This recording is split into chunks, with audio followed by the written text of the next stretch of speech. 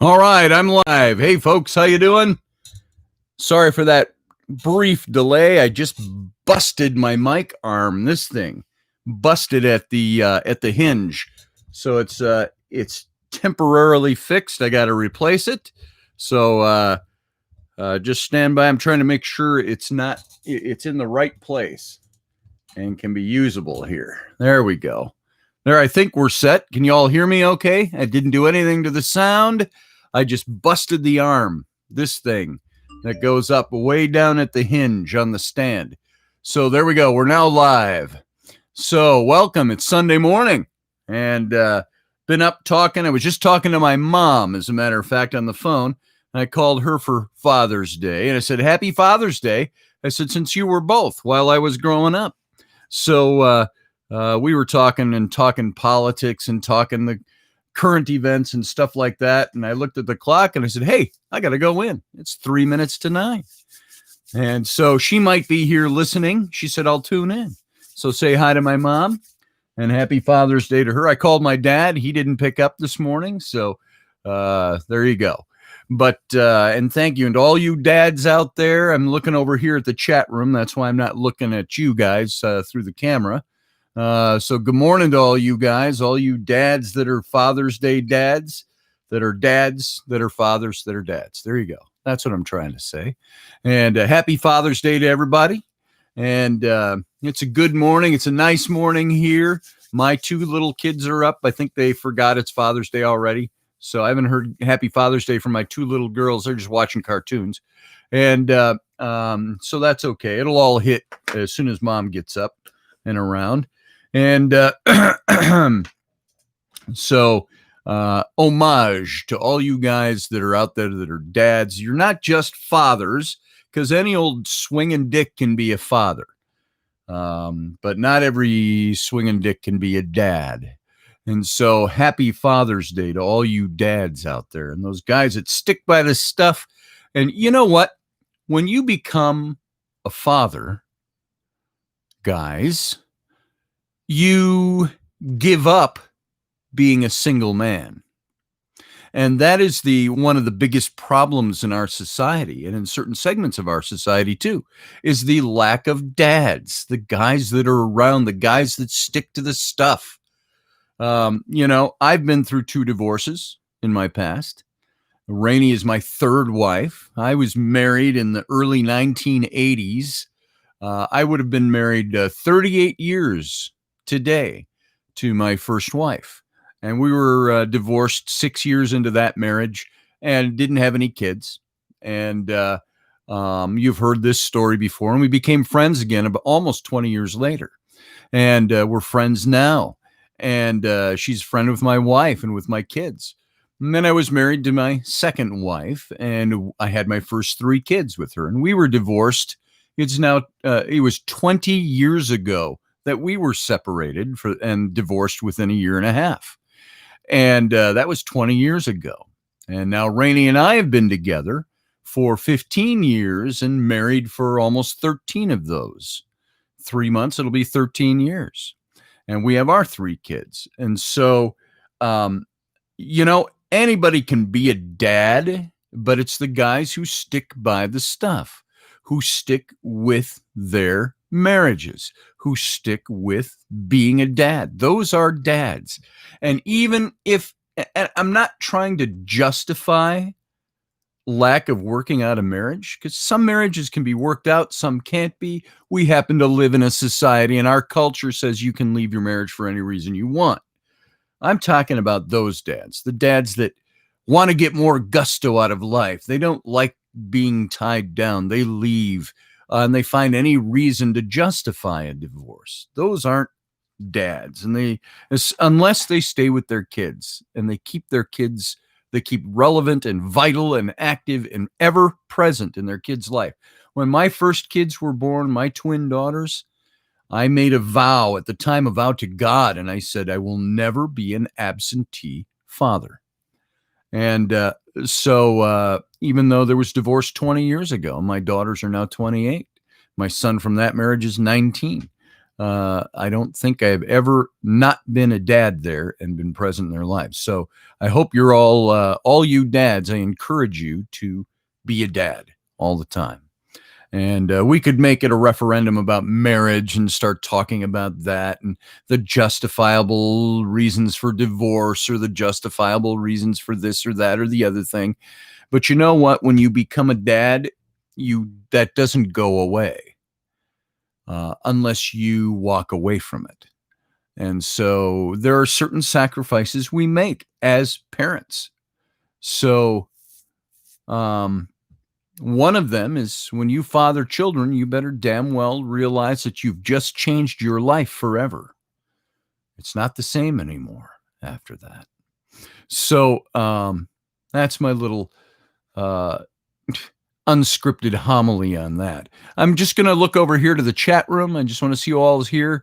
Say good morning, Field Guy. Good to see you. You were very early. And Betsy Richardson, nice to see you. And a happy birthday. It's your birthday week, Betsy. Matt Finn, brother, good to see you. Yeah, I was up early.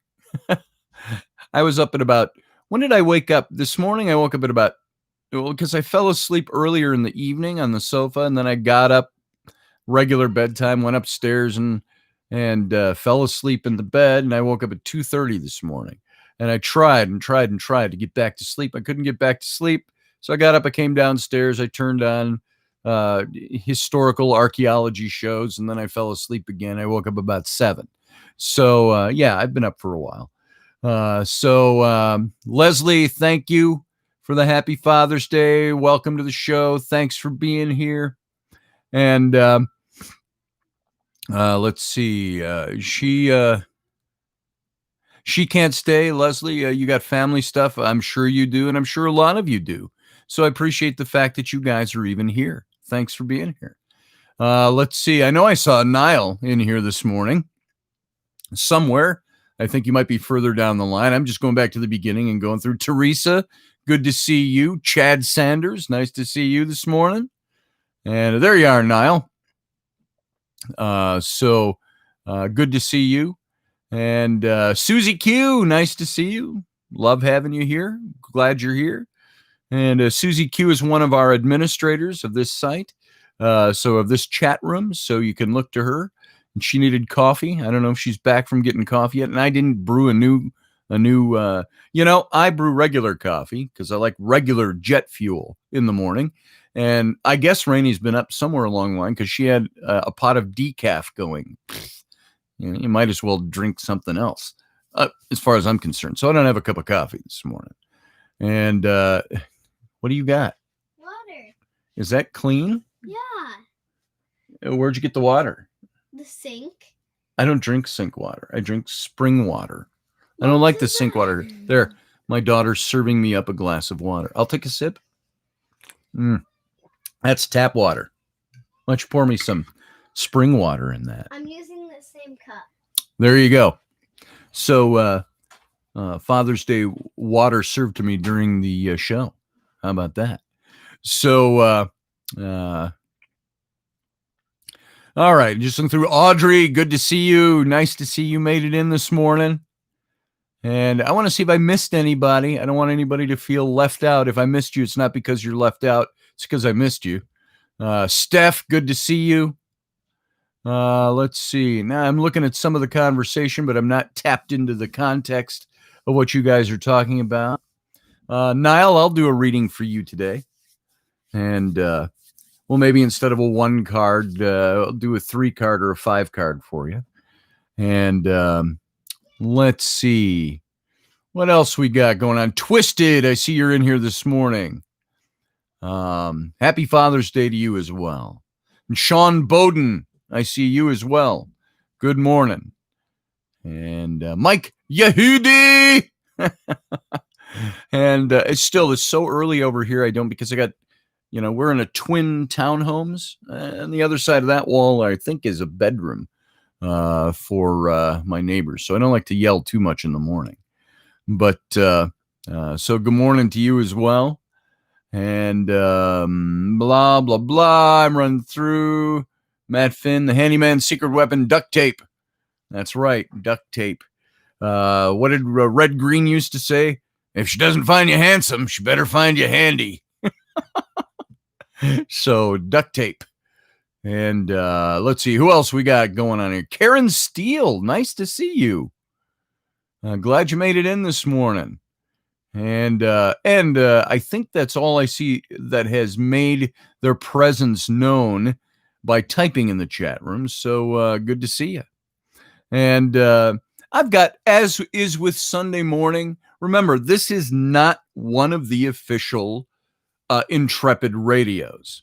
Intrepid Radio is Monday through Friday at 9 p.m. Central Standard. It airs on Odyssey Radio Network and several different outlets, and then also via the simulcast on this YouTube stream. But Sunday morning is just our thing. It's I come on live and we just chat. And usually I have a topic somewhere in the back of my head, but I come in fairly not prepared to talk about anything. It's just stream of consciousness. We're just talking this morning. So Betsy Richardson is thinking sunflowers. We got a ton of sunflowers coming up in our yard. You know, my wife did. She took a handful of bird seed, more than one handful, the sunflower time, just scattered them all over the yard. So we've got little sunflower plants sprouting up all over. It's hard to mow the lawn these days without mowing down half of them. So, but they're sprouting up all over the place. Yeah, I love Red Green. Me too, Susie Q. So Sean Bowden, it's just after 7 a.m. your time. You took a walk on the beach. You must be left coast too, like Audrey. And, you know, I am doing a radio show. Yeah. Here. Yeah. You brought my water. Yes, Thank you. I I would highly recommend bringing that cart and leaving that roll cart in the kitchen. It doesn't fit down the hallway here. Familial interludes, folks. Okay. All right. She's filling up my glass with spring water. In a few minutes. Thank you. All right. Take it and go. Get that cart. Put that cart back in the kitchen. It's too crowded to have down the hallway. No, we moved all the boxes. Oh, it doesn't matter. You know, you could break down all those boxes for Dad. How about you do that? No. Take and strip all those boxes down and break them down flat. No. They got to go out and recycling. No. Okay. Hi, Ellery. Good morning. We're gonna make a box. Come here and say hi the right way. Might as well say hi to everybody. There you go. All right. I love you. Go. Doing a show. Then you just spilled the water all over my desk. Thank you. There you go, folks. Water in the electronics and splattered all over my screen. There. That's about as real life as you get here. Hang on. I got to find something to wipe water up with off of my desk. Only because it's all over the electronics. So there you go. All right, hang on. How's that for scintillating live radio? All right. And this is why my children are generally supposed to be banned from this studio when I'm doing radio. Oh, my God. There's just a pool of water on my desk. Hold on. So the one daughter poured me a glass of spring water. The next one came in and in 30 seconds dumped it all over my desk. So with her stuffed animal. And they're both gone now, of course. So nobody taking responsibility. So hang on. You're seeing the fun stuff of life right now. Yeah, whoopsie, Steph. So hang on. And of course, I got no towels in here. Nobody ran to get me one. So I'm using a shirt that was sitting here in my pile of laundry that needs to go on hangers. The dry, clean laundry is sitting on the chair over here. So there you go. There is my sweatshirt now. And markers mixed in from artwork. I think I have the biggest pool up. No, hold on. My USB strip is sitting in a pool of water. Thank you very much, children, for the Father's Day gift. And I know this is scintillating, but it gives you all time to catch your breath after all the hard stuff we've been going through over the last 2 minutes of this show. All right. Let's see. Get the phone out of the water. And because the pool is spreading on my desk.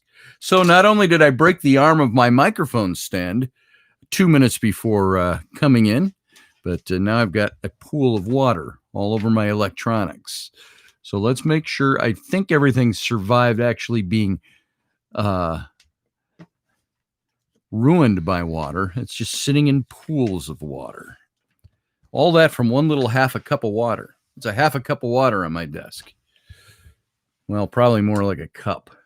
It's under the computer stand. I can't get at that without moving the computer, so we won't do that. Get it off from underneath my keyboard. It didn't roll all over here and hit my mouse and other stuff over here. So there you go. All right. So what do you guys think about kids serving you up during your live radio stream, live non-radio stream? There, I think most of the potential damage is done. It's my wallet full of water. All right, there you go. You may have to use your shirt you're wearing to finish. Yeah, there you go. No, I won't do that. That would be ugly on Father's Day. So that's not a good reveal. Oh, patient. If I wasn't in front of a live audience, you would have heard more of a blue streak coming out of me. But now I have no water. So that's what my daughter served that up in case you missed that. And the other daughter and set it right here. And then the other daughter came in with her stuffed animal and knocked it over. So, boom. All right. See, let's let my shirt dry out. That's going to have to go back in the laundry. My hoodie. Deep cleansing Father's Day breath. I don't think I'm going to electrocute myself on anything. So I think we're good there. I think I will plug my phone back in. Boom. There you go. Earbuds can be hung back up over there. I don't see any reflecting water on anything at the moment, except way back there. But we're okay. All right. Now, where was I? Yeah, a shot of beer would be good right now. I do have the Jameson sitting on my desk still from the interview with Chad Prather the other day and Rocky. I could start with that. It's Father's Day. I can have a shot, right? At 9 in the morning, 9:20 in the morning. So anyway, there you go. I don't know. I sometimes think I'm not so good a dad these days. I'm not as active a dad as I was. With my first 3 kids, I was younger, I had all my physical attributes were intact, adventurous. Now, I've not declined. I've just had the last few years of, as you all know, some physical problems, surgeries and stuff. And I'm just not fully back to normal on that. And my doc told me the other day, just wiping off markers here from the water. I was into my doctor last week. I had my annual physical, and I told him a couple of things. This bothers me, that I don't have as much energy, and I think it's just due to. And he said, "Well, you could exercise more now." He says, "Let's get you back into PT or something." He says, "But you're just getting older." And I said, "I don't want to hear that. I didn't come to you to tell me I'm just getting older." And he laughs at me. So yeah, that's it. I'm just getting older. Well, look at that. I got a half a shot of scotch left in there. I know you can see that. There it is. Half a shot of a Jameson. What? Good morning. So it's only half a shot. I won't even feel it. So, but I thought I'd empty that out. It was just sitting there from the other day. Do it, says Steph. Do what? Yeah, so there you go. Coming to you live on with a waterlogged desktop and half a shot of scotch in me. And so, or it's not scotch, it's blended whiskey. It's Irish whiskey, Jameson. If I'm going to drink a blend, this is about the only one I like. So I'm a single malt Highland Scotch purist. So except for that stuff. Salute, Solanche. And so there I'm talking Niles language. Slancheva. So do they make Irish whiskey now in the States or is it imported? I think this is made here. It might be imported. No, this is imported. This is imported from the Bow Street Distillery. This is triple distilled, matured and bottled in Ireland. In Ireland. The Bow Street Distillery, Dublin 7, Ireland, imported. Right there, see? Imported. So this is Irish whiskey. So it's pretty good. I like Jameson. That'd be good in a cup of coffee. No, I like Irish cream in coffee. That's not bad. Matt Finn, you kind of miss the occasional Neil. Nile? Teresa knows her booze, she says. Imported. Yes, it is. It's imported. Yeah, I only did a half a shot. I only had a half a shot already poured from the other night that I didn't drink because we didn't do a final toast, and I thought we were gonna. And I didn't want to do 4 shots on air. So that was still sitting here. Here's a good question for you. Does whiskey in a shot glass go bad in 2 days? No. If it can last in a bottle for 18 years, it can last overnight or over 2 nights in a cup or in a shot glass. Teresa doesn't drink anymore. Mike Yehudi says Jameson is velvet in a bottle. It is. And, you know, I've mentioned this before when Barry Fitzgerald was here. And he was staying at my house along with John Ward when we did one of the last Paradigm Symposiums.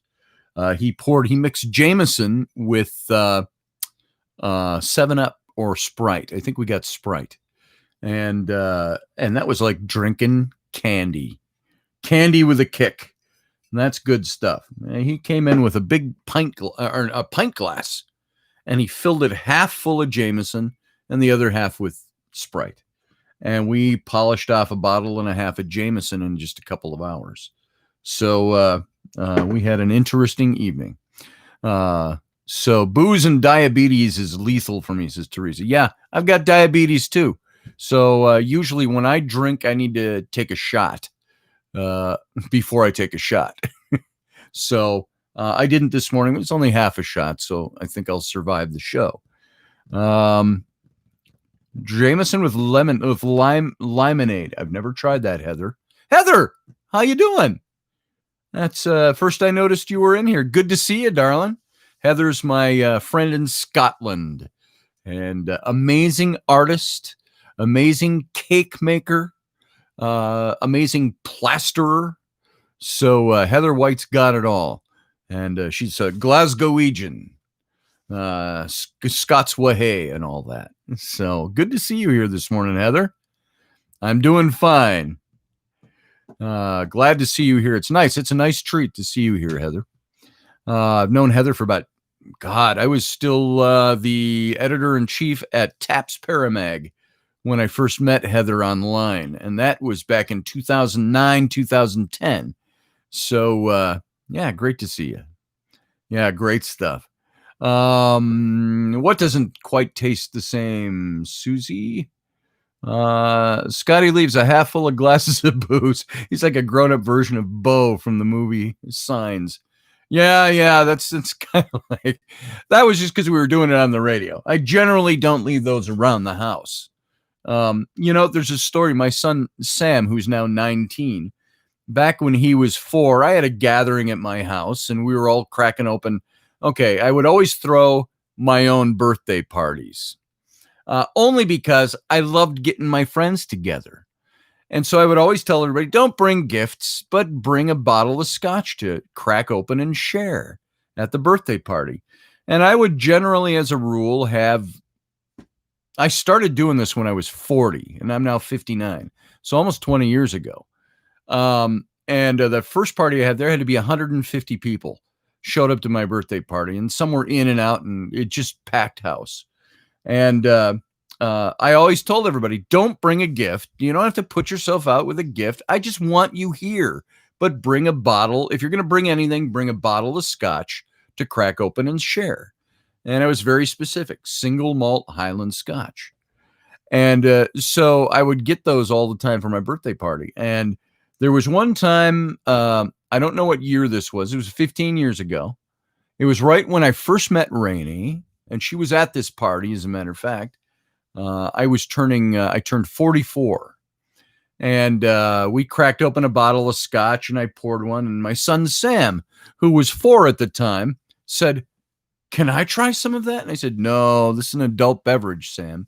I said, "You can't drink this till you're over 21 legally." And I said, "But I'll let you take a sniff of it." I said, and I'm thinking he's going to be repulsed by this. He picked up the shot glass and he went, like that. And I go, "Give me that back." And everybody started laughing. So Sam is not a drinker, as far as I know today. He drinks beer every now and then, but so it's not like he was a burgeoning alcoholic or anything like that. But I thought that was funny coming from a 4-year-old. Scotch. So Black Velvet. Susie Q, no offense. Black Velvet, Johnny Walker, all of those things. I put those all on a really far back burner. Those would be the things I'd drink if I really needed to have a taste of alcohol in my system, but didn't care what kind of swill I was drinking. No offense. I am a purist. I like single malt Highland Scotch. But like I said, Jameson blended is okay every now and then because Jameson has a nice smooth taste to it. And I once had, I don't know if I've told this story before, but God, this had to be 25 years ago, maybe. It was before I was divorced from my ex-wife. And so it had to be in the mid 1990s. We were at a wedding and we were part of this historical group where we all dressed up as Highland Scots of the 1600s. And we met at these rendezvous, and there was a big rendezvous, and there was a wedding for one of the people in our group. And we all started drinking that night. And big guy, he's actually a big Viking guy. John Sjogren was his name. Big band player. They have a band called the Tim Malloys, dirty Irish music. And they do a lot of urban Irish stuff. Think of Gaelic Storm, and you think of the kind of music they did. And they also did their IRA set, their Irish Troubles set. And but he and I were drinking Jameson. This is when I first tried Jameson. And he cracked a new bottle, and we polished it off. And we were sitting out at this place. It was called Big Island Park. If any of you from Minnesota, Big Island down in Albert Lea, Minnesota, this is where they held this rendezvous in the first weekend of October of every year. And all these rendezvous, it's historical kind of fur trappers era, Revolutionary War era, kind of a mishmash of a bunch of things. And we always came with that group before, and this was before we started the Highland Regiment, which was in 1998. So this had to be 95, 96, 97, somewhere in there. And we're all dressed in our kilts and our historical clothing, leather doublets and things like that. And John and I, it was a magical night that night. It was cool and crisp. It's October. And there was a full moon that night and not a cloud in the sky. There was a band called Tanglefoot. Fairly well-known Canadian folk band. They were playing that night and everybody was gathered and we did the paddle dancing and all different kinds of stuff going on. It's fantastic. And John and I are sitting on a big rock across a clearing and you can see the band shell and everybody, all the music, and the full moon is bright.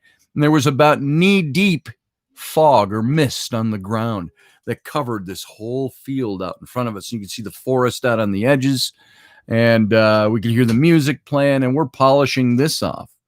And at one point, and there was a couple of people hanging with us and John, big man, he's about 6'5", 6'6", 6'9", whatever he was, is behind me and he picks me up from behind under my arms and I'm like this and we're both a bottle in.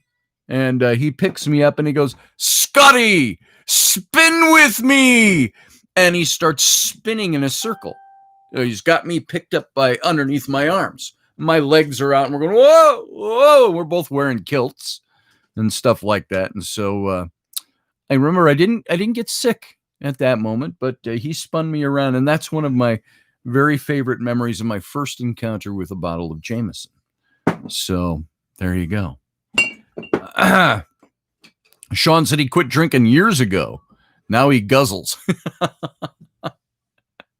Yeah, I hear that. Yeah, I was being swung like a toddler, Mike. He picked me up off the ground and swung me around in a circle. Of course, it was a lot lighter back then. Not a lot. It was lighter back then. Better shape. You know, you were talking 1996, thereabouts. You know, what is that? 20 plus years ago, 25 years ago. So, Teresa says, Audrey, Captain Morgan's coconut. There you go. There's that too. Roger Rabbit, good to see you, brother. Nice to see you in the chat room. Happy Father's Day to you too. Late to the party. I was almost late to the party. So only by a minute and a half, but I broke my microphone arm. And so I got to fix that this week or get it replaced. I busted it right off. You know what's holding it together right here? That's what's holding it together right now. Vice grip, and not so much a vice grip, but things holding it in place. There you go. That's what's holding my my mic arm together this morning. And because I busted it. And I was twisting it wrong and just snapped as I was getting set up this morning. So what else? You know, I was talking to my mom this morning. That's where I started off here. And we were talking about I just called her to say hi. We're talking. And she runs a karaoke business down in Yuma, New Mexico. And so she's very vital and hooked in with all her friends down there and has been doing this business for like 30 years. She's been running karaoke businesses. And she had a karaoke business, and she had several places she would do shows during the week when she was still up here in Minnesota. And very vital business, and she did very well at it. And she moved it all down to Yuma, you know, about 10 years ago, maybe more than that now. It was about the time Rainey and I were first together, so 10, 12, 13 years ago. And so, yeah, Roger, that happens sometimes too. My kids use the mic stand for stuff, but generally they know not to touch this stuff. And I think it's just old and I need a new one. That's all. And a new mic arm, probably a new microphone too. I want to get a different kind of mic. Oh, look at this. This is all because it's fell over. This is all kittywampus, as they say. And I just noticed that as well. All my things are off in here. The mic's off and yeah, there you go. Something like that. All right. And so, can't remember what I was talking about. Doesn't matter much because it wasn't important. If I can't remember what I was talking about. So, yeah, donate button. Help Scotty buy a new microphone stand. And, you know, I don't do that. I don't stick my hand out and say, give me an offering every Sunday. But I do. If you want to help support the work I do on the radio show and so on, there's always that. You can throw a donation in if you'd like. And I appreciate those of you who are very regular at it. I know Leslie, thank you again this week. I appreciate everything you do. And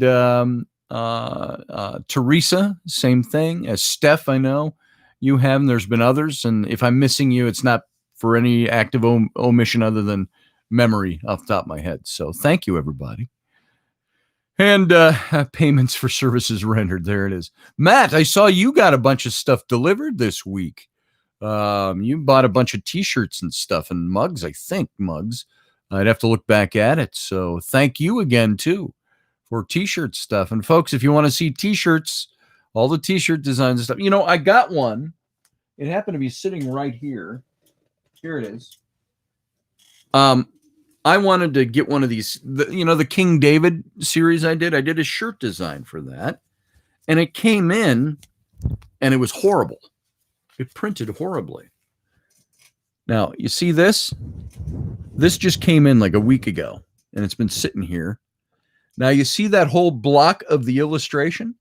That all actually fades under the text.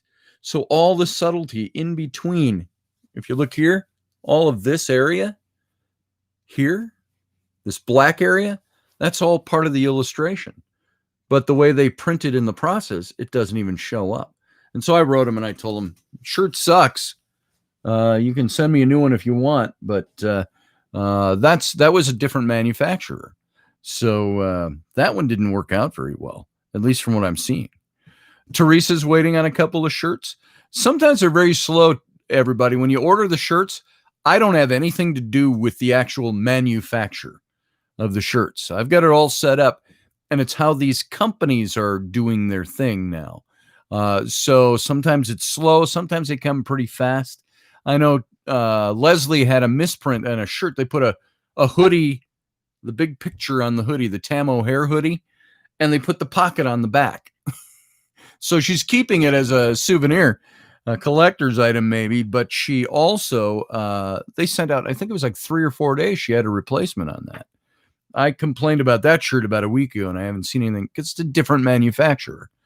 And so sometimes when you order stuff, it takes a little bit of time. Yeah, I'm a perfectionist.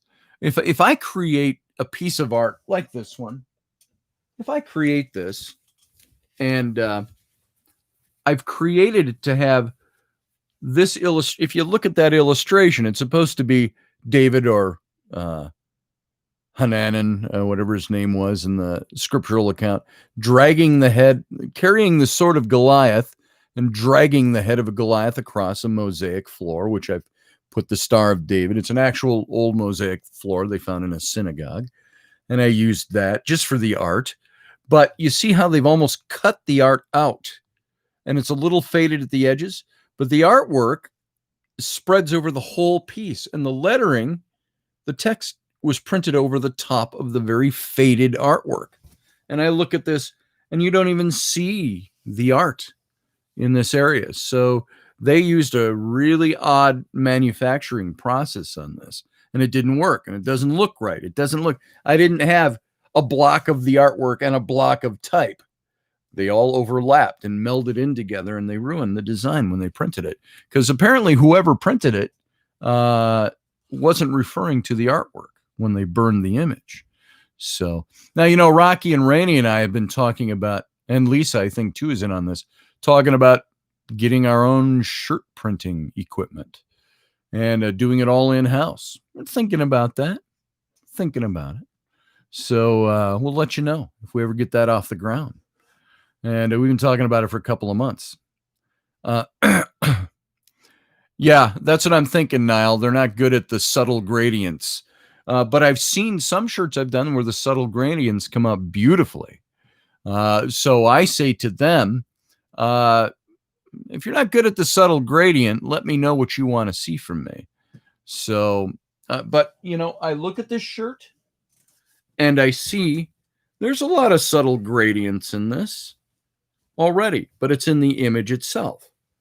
See, if you look at this up close, there's a lot of subtle gradient in that. Look at the tile work. That's actually a piece from a photograph of an old archaeological uncovered tile floor in an old synagogue. And you can see that there are subtleties in this. You can see even in the ink sketch and the colors, there's subtleties there, but they lost all the subtleties in between. And so that rankles me. So I wrote to him, haven't heard anything back yet. So the head is rad. You got to think, in the biblical passage, it says, and David took the sword of Goliath and the head of Goliath to Jerusalem with him. Now, what's interesting in that passage, which I talk about, is when the encounter with Goliath took place, that was about 13 years before David's conquering of Jerusalem. But the passage says, and David took the head of Goliath and his sword with him to Jerusalem. Well, David doesn't conquer Jerusalem for another 13 years. So what does that tell you? Probably dried the head, put it on a pole, And it became one of his terrorizing standards as he went out. This is the guy who killed the giant. And the sword, he kept the sword, took him with him. And then they ended up in Jerusalem 13 years later. What's that tell you? So that's okay, Teresa. Cap keys. It happens to me because I don't look when I type. Yeah, hoodies come fall. Yeah, that's cool. Roger says, Carly and I would volunteer to be your t-shirt manufacturers. We have the space to even keep stock on hand. I currently pack and ship eBay packages, so can handle all that for you. We'll have to talk, Roger. We'll have to talk. And so happy Father's Day to everybody. So don't know where I'm going with anything. As I say, I get discombobulated very easily. You spill water all over my computer equipment, I can get a little distracted, forget where I'm going.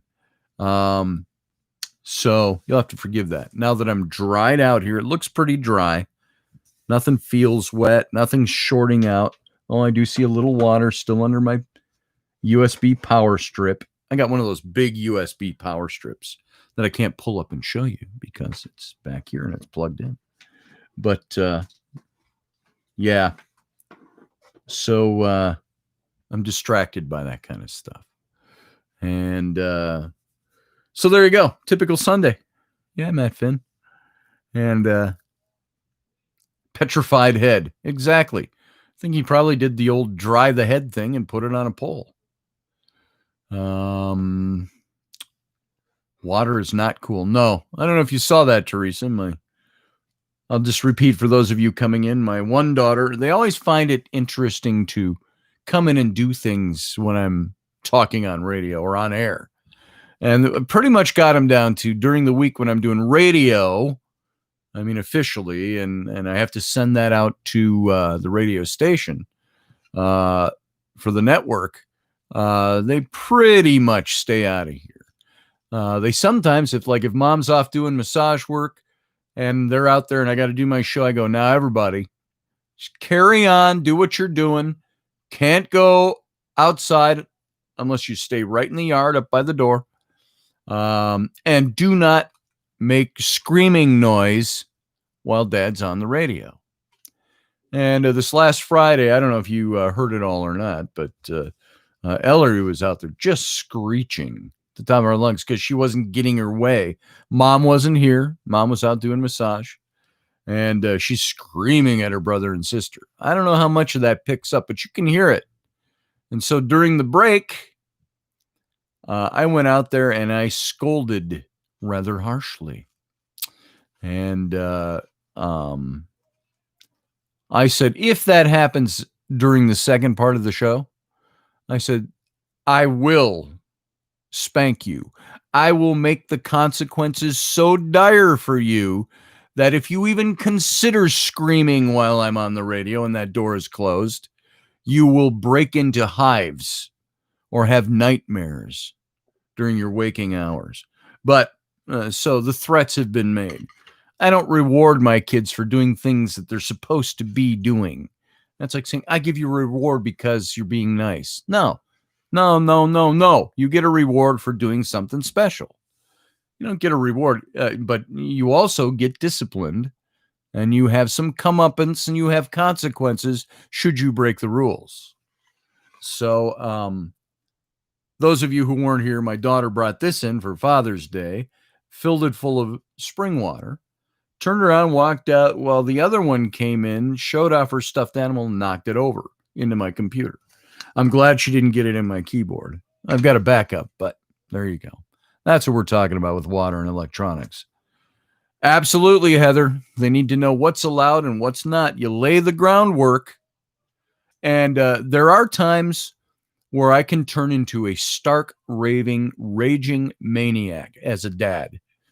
But that's only after I've said the same thing every day for the last 3 years and 6 months. It's like, are you seriously doing that thing again that you were told not to do? It's like early this morning, 2 little girls are downstairs and they're fighting over what they want to watch on the TV. And I said, why don't you go outside? Well, it was like 7 a.m, so they didn't want to go outside yet. They want to watch cartoons. but they're fighting over which one. And I heard the one yelling out, "Mom!" And I come out there and I said, don't call your mom at 7:00 in the morning while she's still sleeping to settle an argument over which cartoon to watch. I said, you two have brains. You were born with brains. You were born with human intellect. I said, I think you two can sit down and peaceably figure out which stupid cartoon you want to watch without waking up your mother. I said, on top of that, I'm here. I'm 20 feet away in the office. Not watching cartoons with you, but if you got a problem, come and bring it to me. I'll help you fix it. And I'll either fix it by turning off the TV and making them read a book, or if the screaming persists, or just say, why don't you watch something you both like? And it's like the light bulb comes, yeah, why don't we watch something we both like? Duh. And it's like, you couldn't figure that one out without screaming at 7:00 in the morning? And I said, you know what screaming is? I said, screaming is the product of being spoiled rotten. And I said, if you can't figure out your little things like that, I said, you need to stop. You need to realize that you're acting like the girls you don't like in the cartoons and the kids shows you watch. You know, the mean girls who think they're the center of the universe and center of attention. Is that what you want to be? Because that's what you're acting like. So stop doing that and move on from that and move on to doing it better. Hopefully, it's mostly the 5-year-old that precipitates a lot of this. She's not quite clicked into all of that yet. Yeah, not cruelty. I'll never be cruel to my kids. Although I do spank my kids. I don't see spanking as cruelty. There are times, have I ever spanked because I'm pissed off? Yeah, I have. You're not supposed to spank when you're pissed off. You spanked out of a cool, level head. I'm instituting or I'm executing judgment. I'm executing a punishment for something you've done.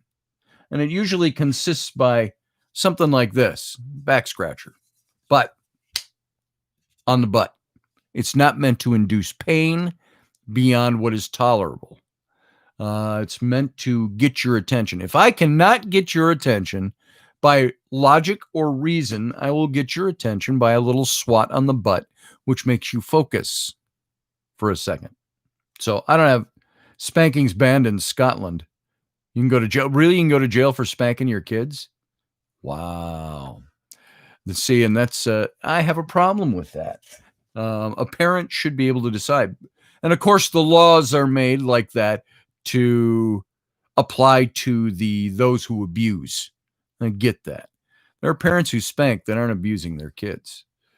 So I get why the laws are made.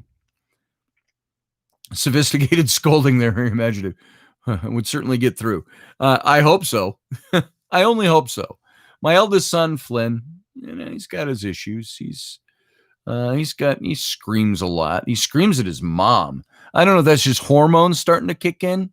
He's getting really tall. He's about this tall now at 10, going on. He'll be 11 in a couple of months. He talks back to his mom and scolds her, yells at her. And I'm like, I look at him and I get the twisted look of maniacal dad on my face. And I'm go, did you just yell at your mom? Seriously, son, did I just hear you yell at your mom? And he gets really quiet. And I say, will you explain to me how you are justifying yelling at your mother? Your mother asked you to pick up your clothes that you left laying at the top of the stairs, and you're yelling at her?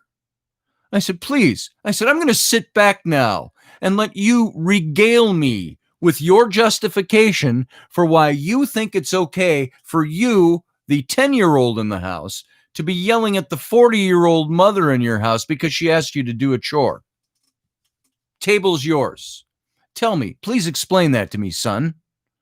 Out comes the guttural cry, the whimper of the oppressed. And I say, you got nothing? And I said, I didn't think so. Well, I said, that doesn't give you the right to talk back to your mom in a harsh voice. He told her to shut up the other day. And I happened to be present. And I turned and I looked at him. I said, before I even got the words out of my mouth, I could see he went white. He was like, oh my God, I just told my mom to shut up in front of my dad. And I said, did you just tell your mom to shut up? Excuse me? I said, why don't you come over here and look her in the eye from a foot away from her and tell her again to shut up and justify it. Now, that doesn't mean he's not going to face or I'm not going to punch him in the face or anything, but I want him to understand that when you react emotively like that, you better goddamn get a hold of your emotions. I don't care how pissed off you are about having to put down your video game so you have to go upstairs and pick up your clothes. You better damn well speak with respect to your mother. I will not put up with that in this house. So,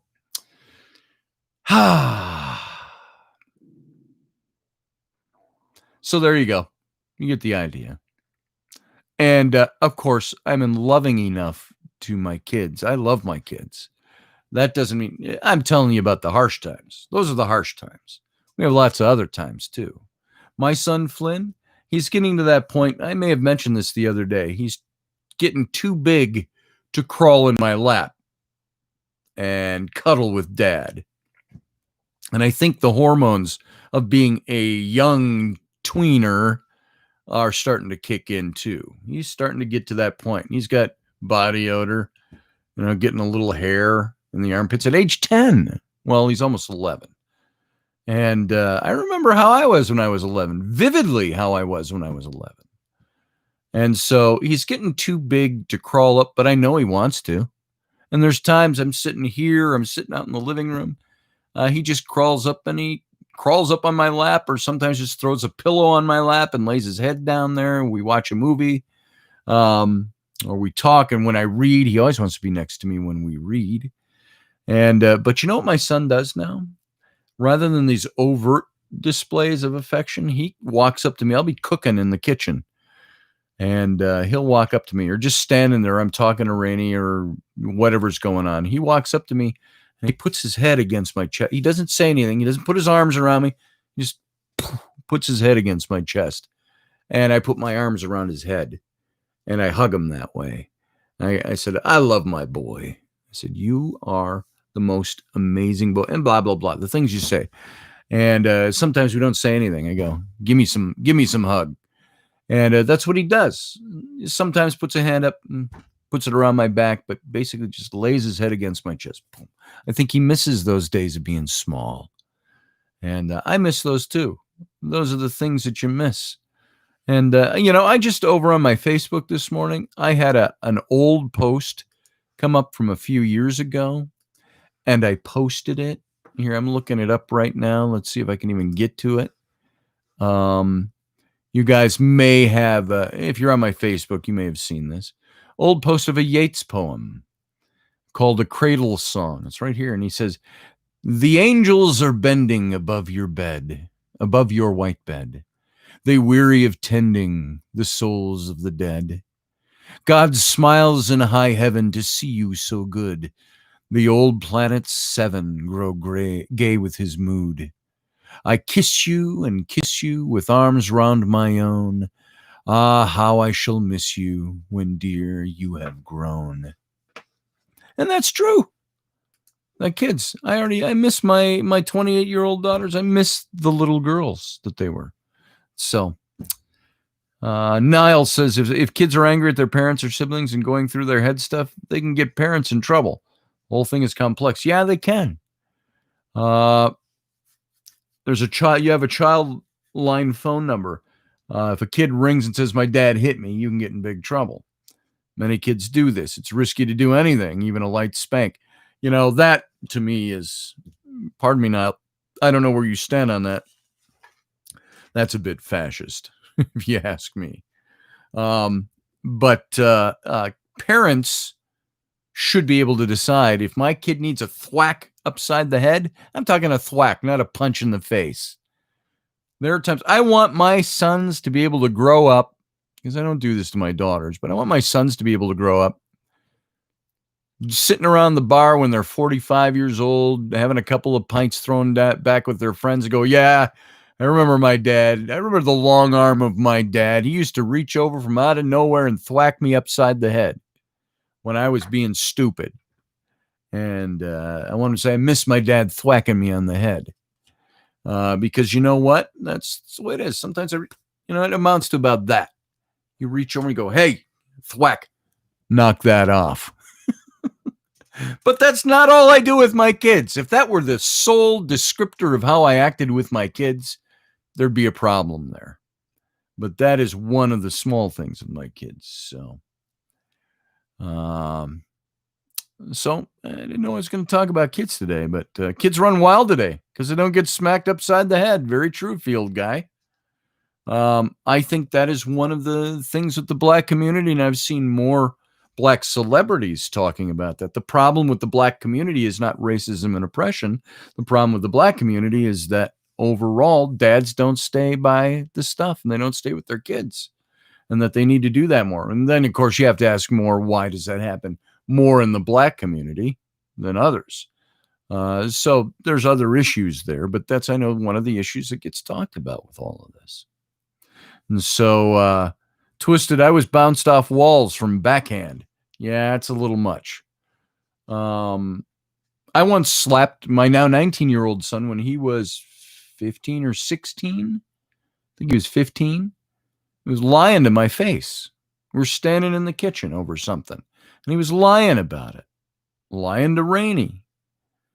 And he kept lying to me, and I came up and I slapped him in the face. I didn't punch him in the mouth. I slapped him in the face. I said, there. I said, now you know what that was for? I said, dishonoring me, your dad, and Rainey, your stepmom. I said, if you're going to lie, I said, 400 years ago, I'd have slapped you in the face and thrown a glove on the ground. I said, but you're my son. I said, so I'm going to slap you for dishonoring me. I said, if it's okay for you to lie to me about this thing, then it's okay for me to slap you in the face for it. And he lied again, and I slapped him a second time. And he looked at me and he got all fire and he clenched up his fists. And I said, really? And so I slapped him a third time. Slap in the face. I'm not talking about walloping him. I'm talking about a slap in the face. I said, you go ahead and unclench your fists now. I said, you deserved the slap in the face. You know what happened to him? We concluded that little session. He came up to me about a half an hour later, crying, and put his arms around me and apologized for lying. And I said, I appreciate that, son. I said, I didn't raise you to be a liar. I said, don't be a liar. There are consequences that are more dire than 3 slaps in the face. And I hope that helped him a bit. Smack belts together. Yeah, I know what that sound is, Norseman. To make this loud noise. That was enough for us. Remember the pre-scandal-ridden Bill Cosby talking about his dad? He says he had the belt. How very true. You know what? There was something I was going to read to you guys a couple of weeks ago, and I couldn't find the book. And I've been going through all my extra boxes of books here. I had about 30 boxes of books stacked against that far wall in here. And Rainey just went and brought home some new shelving. And she said, here's some new shelves. Let's get those books all out. And so I put all the books out, and I found a book that I was looking for a couple of weeks ago. And I wanted to read a section, and it seems very appropriate on Father's Day to read this. I don't know if I've ever read this to you before. It's from a book by Malachi McCourt called A Monk Swimming. Malachi McCourt, an American Irishman, and Irish American, I guess you could call him. His brother Frank McCourt is the one who wrote the very famous Angela's Ashes and books like that. And this is Malachi. He was a humorist, worked in Hollywood and LA and stuff, did a lot of writing for comedy shows and things like that. You know, we're talking 50s and 60s. And this is his memoir about his life, about growing up in Ireland, about coming to America. And he ends with this little conclusion to his book. And he talked about his dad a lot in this book. And his dad was the absent alcoholic father, where he Let's see. I want to see if it's just the last page and a half of this book. And it's the conclusion to the book. It's kind of an epilogue to the book. And I was going to read this, and now we're talking about this dad stuff. And I want to read this to you. And I found this book in all of my stuff as I was unpacking boxes of books. And I said, I put it on my desk. I said, there's going to be a point where I'm going to want to hit that again. So it's sitting over here. And I thought, what a good time to talk about this. Now, he had a rough upbringing with his dad. And his dad, of course, disappeared, became rather absentee throughout his life. And he had one of those rough, very absentee kind of relationships that kids have with dads. And maybe some of you here, I know some of you here can relate to that. And this is what he writes at the end of the book. This is his epilogue to the book. He says, the early summer day, when he took me by my hand to go for the walk, I was eager because he rarely held our hand or carried anything in his own, as he believed it was unseemly for a man to care for a child or to carry a parcel in his hands. Women's work, says he. We walked out by the way of Ross Bryan, past the white gates of the railway, past the small houses the English built for railway workers. He told me we were going to a place where there's a well that has the sweetest, coolest, magical spring waters, which are there to make you happy. I just couldn't get over how much I loved my daddy then.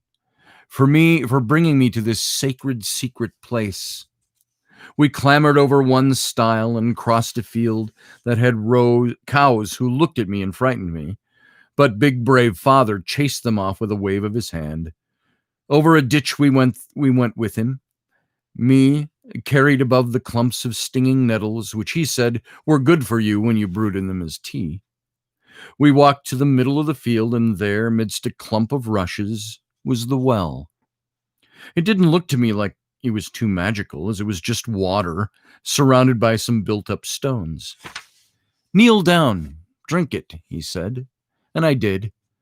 I tried to remember something I'd read in a Bible about soldiers being selected for battle by Moses, and whether they cupped their hands and drank the water, or was it they just put their mouths in the water and sucked it up.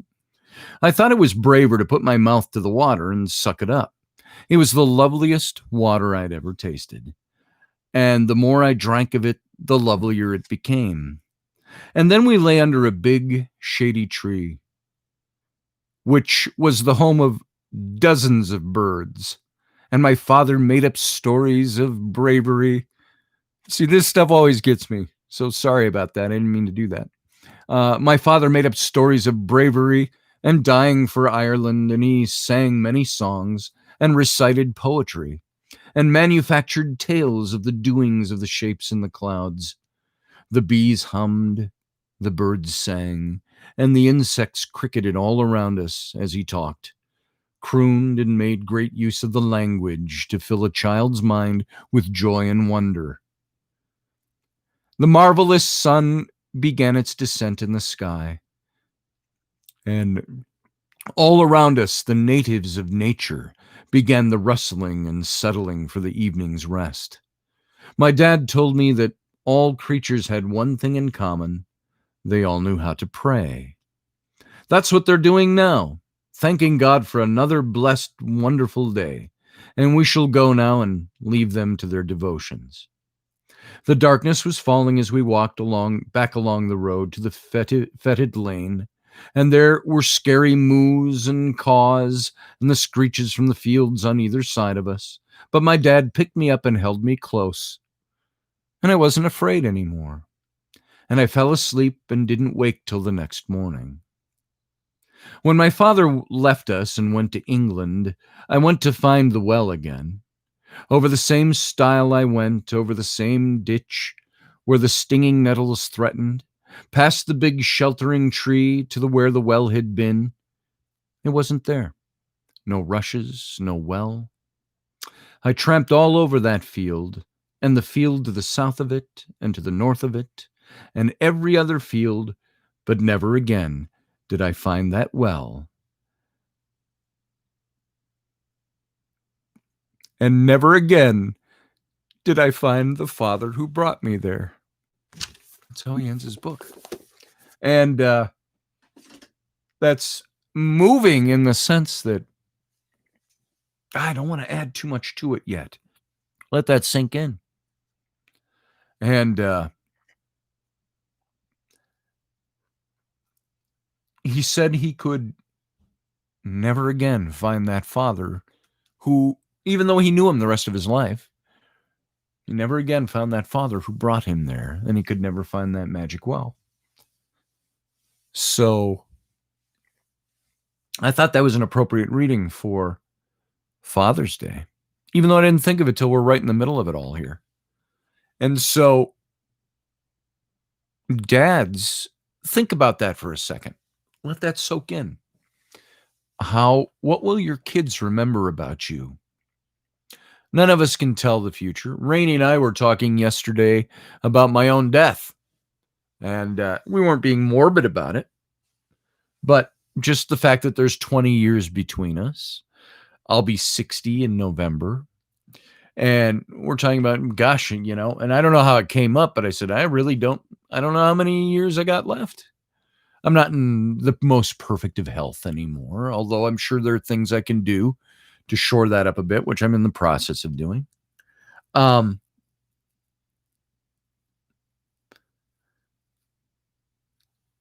you think, I know my older kids have known me for 28 years.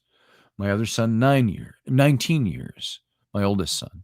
My younger son has known me for 10 and a half, almost 11 years.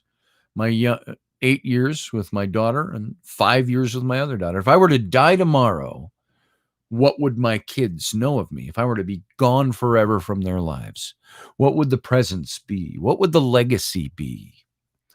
And I've said, sort of jokingly with Rocky and Rainey and Lisa and I when we were talking last Sunday, when we were all together. And I said, I would wholly expect that my wife would be remarried. After Rocky was joking, he says, no, I don't want Lisa to touch another man ever. And if I die. And I said, I really don't have a problem with that. If I die and Rainey is still young enough and attractive enough and got her wits all about her and wants to marry again, more power to her. If she wants to marry a guy that helps raise our kids, that's fine. Should I die so young? But we're talking about this stuff yesterday. And I remember Flynn asking me a couple of years ago about death. And he said, how old will you be when I get the age you are now? And I think when he asked me that question, I was like 56 years old. And I said, son, by the time you're 56, I would be let's see, how many years older am I than Flynn? He's 11 now. So I was 40. When Flynn was born, I was 48 years old. Did I do my math right? I said, I'm 48 years older than you, Flynn. When you're 56, I said, add 48 to 56. I said, I'll be 98. I'll be 104 years old if I did my math right there just now quickly. I said, it'd be over 100. I said, chances are, and very likely chances, I won't be alive when you're my age. I said, I'll be a memory. And I said, when you're 56 years old, I said, I'm pretty sure long gone. And that was very sobering for him. He stopped and goes, and he was kind of sad about that. He had to think about that for a minute. And because he was 7 or 8 when he asked me that question. And so I said, everybody, we got a good chance to talk about death and dying, my son and I. And so Rainey and I, we were talking about that yesterday. And I said, in 20 years, I said, I hope I'll still be around, but I hope I can be vital enough when I'm around. And she said, well, look at you now. She said, you're not as vital as you were 10 years ago. And that's the truth. My surgeries took the mickey out of me. And I'm slowly but surely getting back to that. And, you put on weight, you aren't as active, you're supposed to be, but it hurts more. We've talked about all that before, all of us. And so it's a long, slow, hard comeback for me, to get back to what I expect in my head I should be. And so, we got to talking about that yesterday. And I think about that little reading from that book. What will my kids remember of me when I'm gone? Will they have experienced enough of me to have good, solid memories? Certainly the 28-year-olds, the 19, the 10, maybe even the 8-year-old, the 5-year-old, a little dimmer memory. Think back to when you were 5, and if you lost a parent at that young age, and you grew up with maybe a step-parent after that, and that's where your memories are going to be. Oh, yeah, I had a dad. My real dad died when I was 5. Oh, my real dad died when I was 10. Yeah, I remember him. I have some good memories of him. So that makes you think. It's, yeah, exactly, Teresa. The legacy that you're creating with them that counts. And I do that sometimes. Rainey does more active stuff, and then she takes him out rock picking. I don't want to go do that. I don't always feel like walking out there and doing that. And I think, do I need to? And sometimes I'm sitting there alone in the house because they've all gone out to do that. And physically, I didn't feel like getting up and walking over there. And I thought, I should have just done it. I should have just fought against the physical not wanting to do it, and just do it, because I want that legacy to be with my kids. So, yeah, there you go, Roger. Fatherhood duties calling. So anyway, I think that's a good legacy that Malachi McCourt left.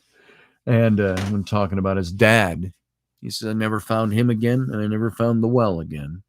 So if you want to read a good book, pick up Malachi McCourt's memoir. That's called A Monk Swimming. And that's the book. And it's published by Hyperion. There you go. All you need is A Monk Swimming by Malachi McCourt. Good book. I read that years ago. And well worth the reading. I think Malachi McCourt's passed away since he wrote that book. So there you go. Let's just leave that. Let that all sink in. Let's do a couple of readings. I promised Niall I would do a reading for him this morning. Let me see where I placed my cards up on the top up there. All right. So here we go. A reading for Niall. And we might do a couple of readings this morning. So let's see where we get here. Got the cards. Niall, if you're still present, I hope you are.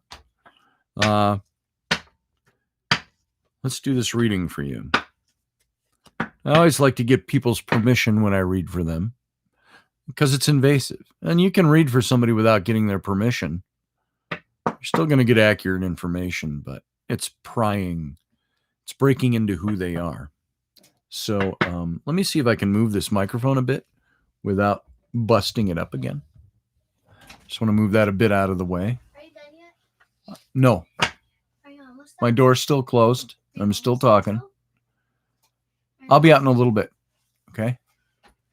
Is Mom up? Okay. I'll be out shortly. There you go. Just the children checking on me to see if I'm still going. So here we go, Niall. I'll shuffle up for you. All right.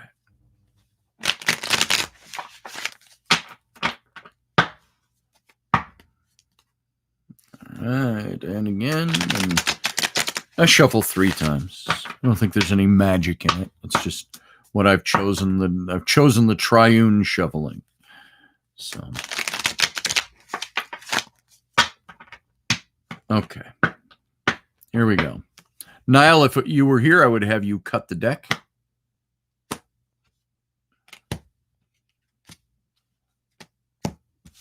Here we go. All right, Niall. I'm going to draw 3 cards for you to start with. First card, you've got the 5 of Wands. That's your current situation. Second card, your recent past is the World. And your near future is the 7 of Coins. Now, overall, my first look at this is that this is not a bad card reading at all. Except for the current. The current is not bad, but It's something that's telling you the Five of Wands. Wands has to do with your emotional makeup, things that make you go. I'm not talking so much about romance, things like that. The Wands has to do with who you are. You're an artist. The Wands has to do with that more creative aspect of who you are, the drive that makes you go. And so the Five of Wands, it shows a bunch of guys here. You can see here, bunch of guys. They're battling with quarter staffs or wands, the staffs, and the one guy's looking on, the observer. And this has to do more with mock battles. Is kind of the first thing you can say about the Five of Wands. It's mock battling. It's things going on around you. It's not a welcoming card at all. There's a long tradition behind this card that says you're kind of standing in line for struggle, for aggravation in your current situation. You have to pay close attention to what's going on around you right now.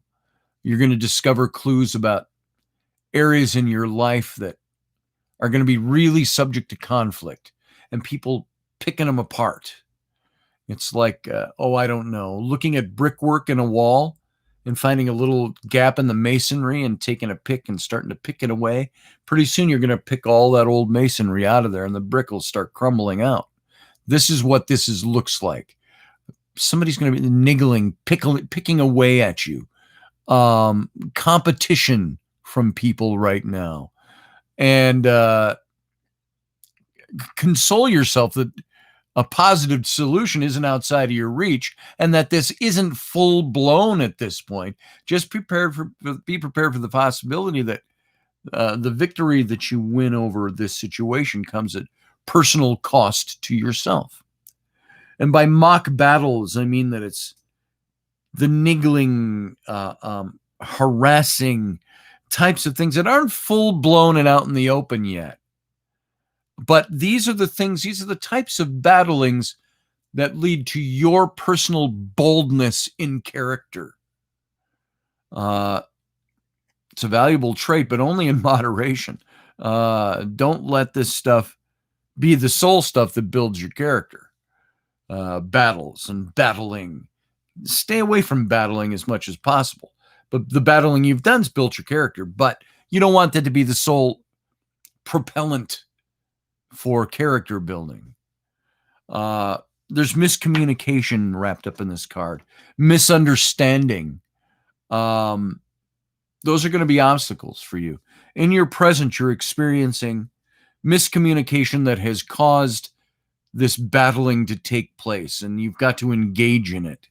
Now, I don't think that this is your misunderstanding of the conflict. It's somebody misunderstanding you, misperception of you, and it's a miscommunication of some point that causes it. And now you're in the middle of it. And there's going to be an opportunity that requires you to kind of tame your boldness in order to succeed at something. We all have our characters and our personalities we've developed. And if you've developed certain character traits through battle, you're going to have an embattled personality trait. And saying this could be something that you might have to tame down in order to achieve something that's positive for you. You have to choose your battles, and you have to choose your reaction to things in order to make this work well for you, to find a balance in it. This is being challenged. It's what this card is all about, being challenged. And in some way, you have to defend yourself against what's going on. But it's not full-blown yet. How you react to it could make it either full-blown or subdue it. What you're going to get out of this is a time of anxiety. It's going to raise your anxieties a bit. This makes me anxious. Struggling. Overall unease with the battles. Some of them internal battles that you're going to have to face. And it's kind of a negative card, but it's not how do I say that? It's not fully negative because it's not like head on, face on. It's just going on around you, and you have the ability to let it affect you or not affect your situation. But it's happening, and it's affecting you already by making you anxious, by raising up the struggle in your mind. That's your current. But you're coming out of this time where the world was your card. The world card is basically just means the kind of like the world's been your oyster. Now, it might not always feel that way, but there might be something that has gone on that has left you with this feeling that it's kind of inexorable change. It's tectonic breadth. It's an indicator that these things have been going on. It's a chance for you to bring about a desirable end to the old and a good beginning to the new. And you're being observed. The idea with the world card is that people are watching how you have overcome something. Because it's in the past, you're being looked at. The world's your oyster. You've opened up a whole new thing. You've transitioned into something better as a result of your struggles, but at the same time, you're being watched. It's a transitional card.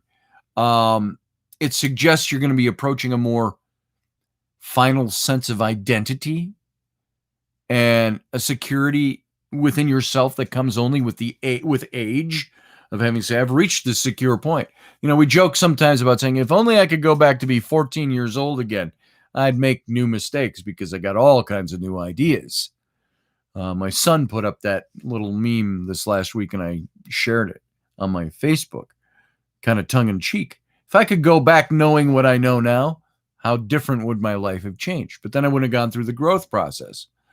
To get there, I'd be there already, making any mistakes I make. But it's the idea of that your age, the age you've come to, you've reached a place where you've matured, and you've got a sense of identity that only comes with being mature.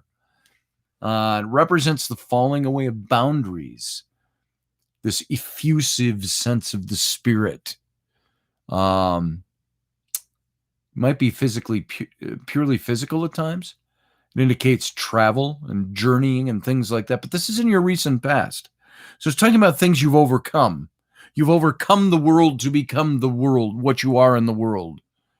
And the path you're on is going full circle.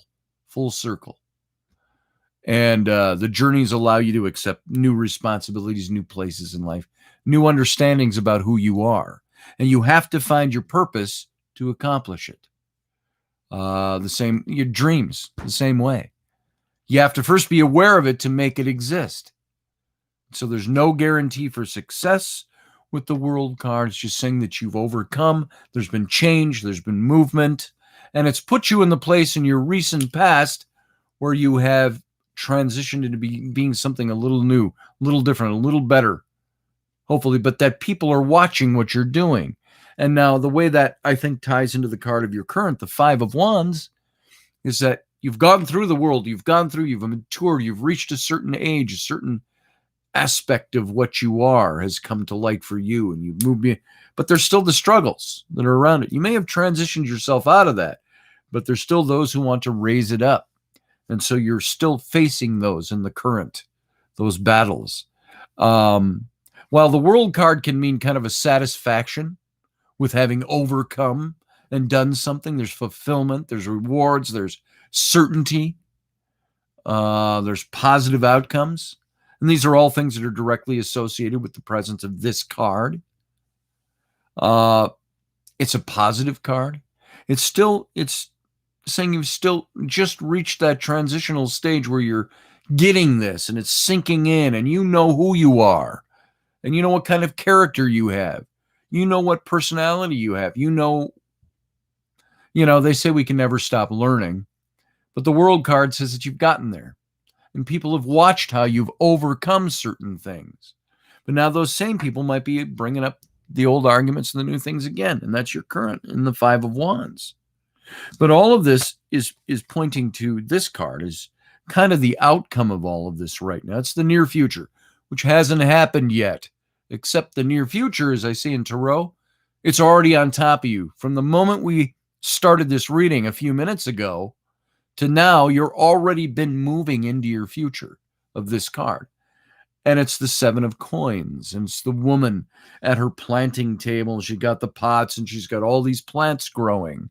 And she started them from seedlings in a pot. She's been watering them, nurturing them, and she's watched them grow. And in this, it shows the coins growing on the tree behind her. And this is the idea of the stuff with the world that you've come through, that you've learned from, you've grown, and you're still going through the anxieties, the struggle, the crap of the old, and you're still having to fight these little fights, these mock fights that are going on around you. You're the person who is built toward your ability to rise above and to make something good come. Now, of course, the coins have to do with your material well-being, that stuff in life. And this is a card of balance, though. This is a card that suggests you're going to avoid failure, but fall short of runaway success. Not making a runaway success. You're just falling short of failure. You've planted, you've nurtured, things are growing, it's coming. Starting to see the fruits of your labor. It's not a runaway success, but it's saying you're on the right path. You're going to achieve your goals is the alternative to that, but not in the same frame that you had hoped for. You're going to face some setbacks. And in order to succeed, you need to take care to avoid becoming too hesitant or too timid. I don't see you as a timid person, Niall, from what I know of you. So I don't think that's the worry. But what I mean by that is don't become too hesitant or timid about achieving what you want to achieve, because you've already gotten there. You just need to keep implementing is the idea. Progress is slow. It's difficult, but it's possible.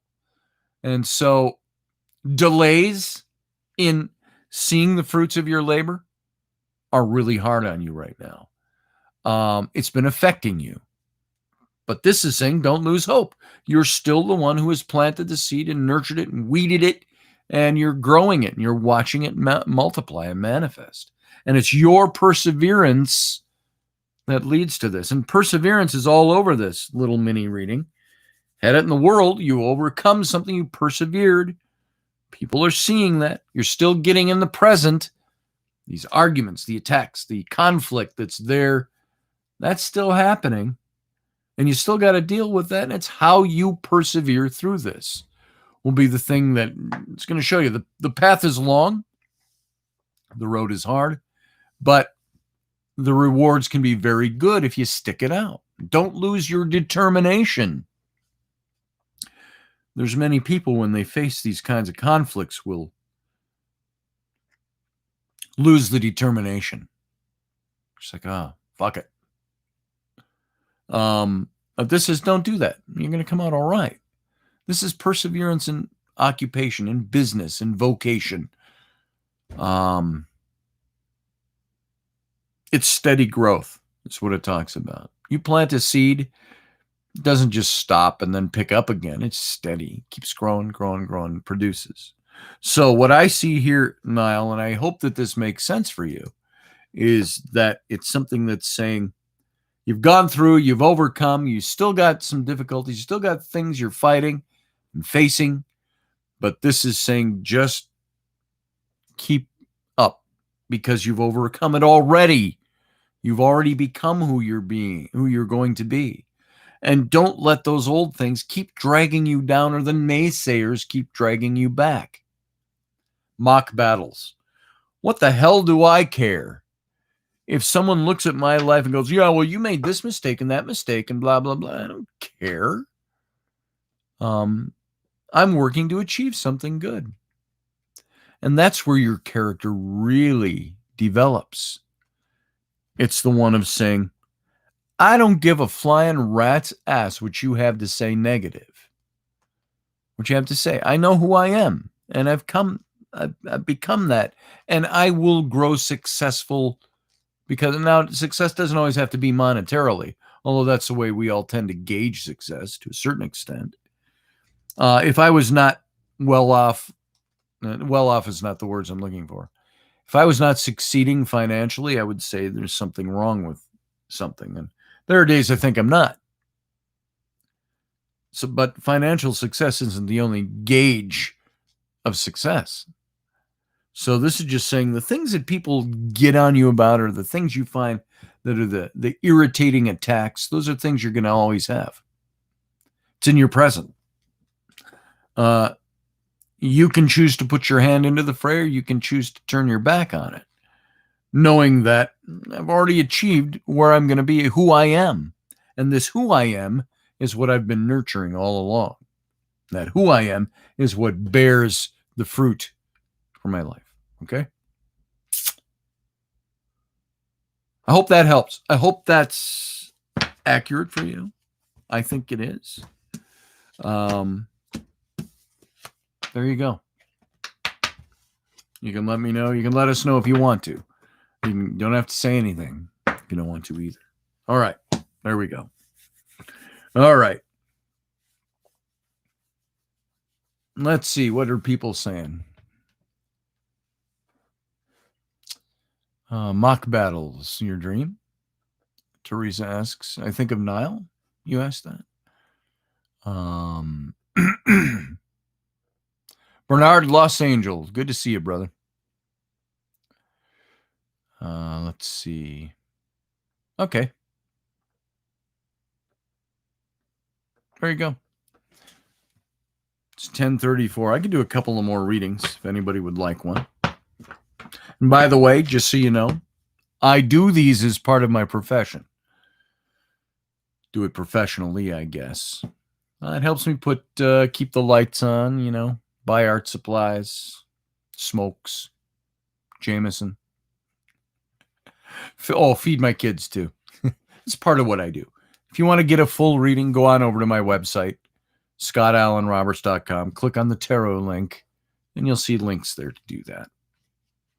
So, I hope this helped. I may not have seen everything you said, Niall, earlier because I blather and I don't always read the chat room as I'm going along. Just scrolling back a bit. Teresa, Scotty, you are that book. Well, maybe so. Boom, boom, boom, boom, boom, boom. All right, lots of stuff. Well, thank you, Steph, by the way. Appreciate that. Okay. Well, if there's no one else for this morning. Oh, Twisted, you just got your deck of Rider-Waite cards. Cool. That's how I learned. I learned with the Rider-Waite. That was in 1986 that I started reading.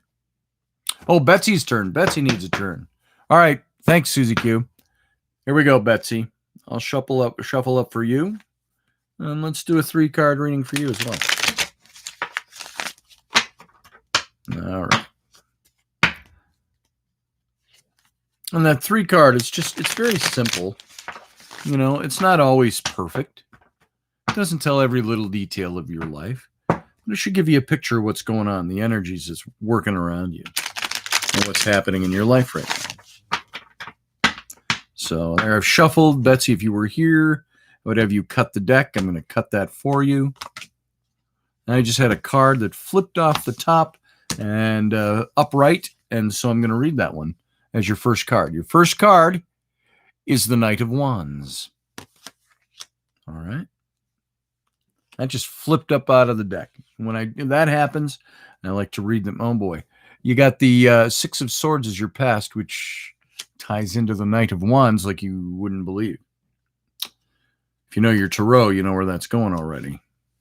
And then you've got this double drew there. You've got the 9 of Wands as your outlook. So it's all wands. I'm sorry, 2 wands and a sword. This has to do with your emotions, your emotional makeup, things that affect your emotions, affect your life. The Knight of Wands, this is your current card. Now you're going to know right away if this is accurate for you or not. The Knight of Wands always stands for transition. He's moving. And this can be physical, it can be spiritual, it can be mental, it can be metaphoric, it can be actual. This card many times stands for physical moving. You're moving from one place to another. You've packed up home, lock, stock, and barrel, and you're moving to another home, another house, another place. It can mean that you're doing that at a job. Job is ended, going to a new one. It's physical translocation. It can be spiritual. I've gone from this place and I'm moving to this place. It can be in relationships. You can see that played out as this relationship's over. And I've already moved from this place to this place. Or this relationship's getting better. I'm moving from it being the infatuation stage to the love stage. So there's a positive twist on this too. It doesn't all have to be negative. But this card is a card of transition.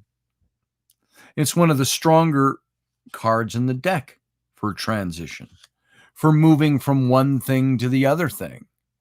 It's a card of, well, I can't say it any better way than I have. It's a card of movement. It's a card of, it's kind of the Maverick card in a way. It's associated with you. And it could be spontaneous. It could be shifting your position in life, and that you've gone, hey, I got this new thing. I'm going to do this. Or it could be deeper and more emotional than that. And this, some might look at it and think you're being a bit capricious or a bit, what's the word I'm looking for? Cavalier about a movement from one thing to another. But I see another card in here that seems to indicate there's a reason for this. And that is your card of your recent past. So the card of your present it's a spontaneous decision that's going to lead you to make a lifelong journey. Or a permanent relocation. That's what this card stands for. That's in your current. The recent past is the Six of Swords. Now you see on this card, it shows you it's a husband, a wife, a child. It represents family, your personal family unit. If it's just you, you are your family. If it's you and a spouse or a partner, it's your family. It's whatever it represents for you. But they're all loaded up in a boat, and there's 6 swords sticking out of the decking of the boat. And I've described this in the past when I've read this card. You see, they're leaving the distant shore behind.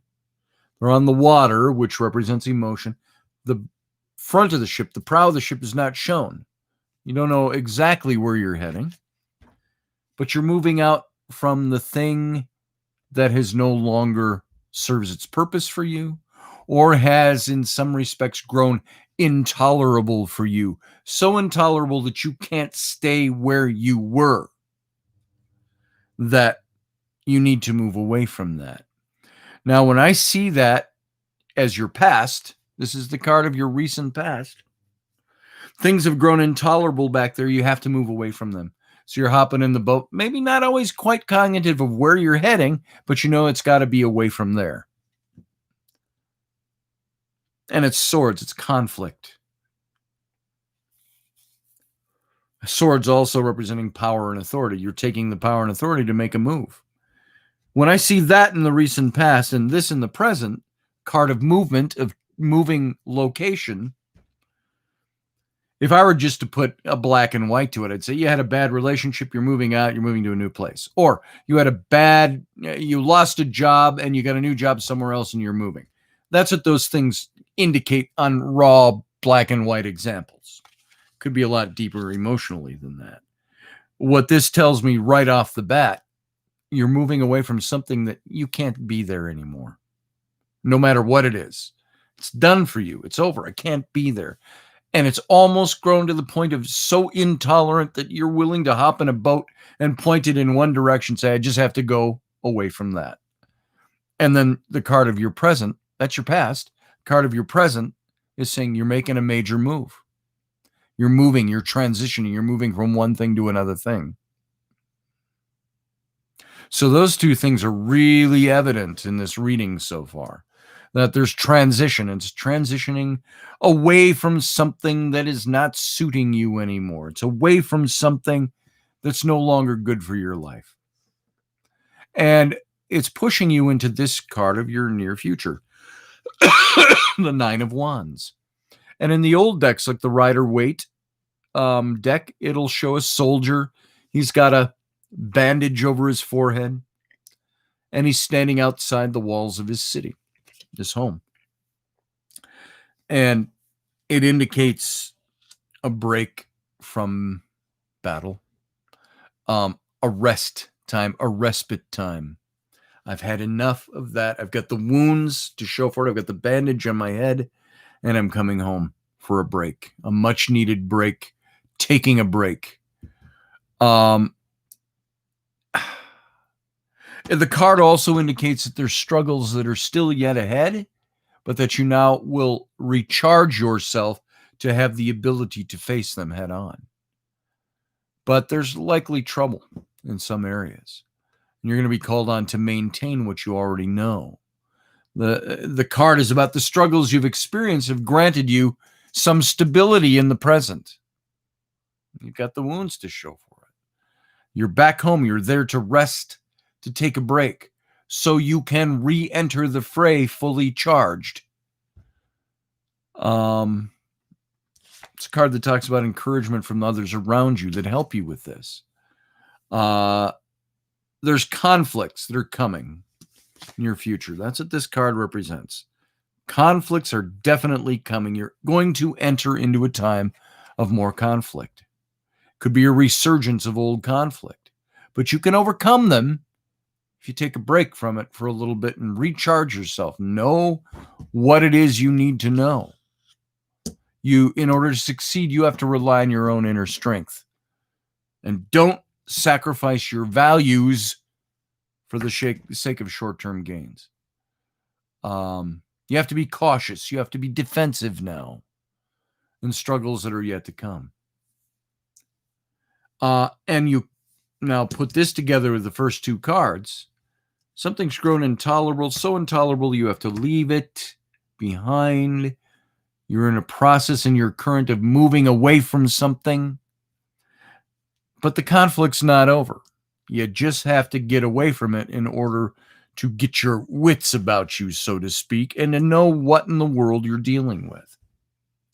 So there you go. That's what I see. So it's either transition from in career, in relationship, and it could just be internal. You got to move away from the things that are causing you problems. Sometimes moving away is you just got to push them back there, and they're going to get rid of them. Move on to something else. But the conflict's still going to be there.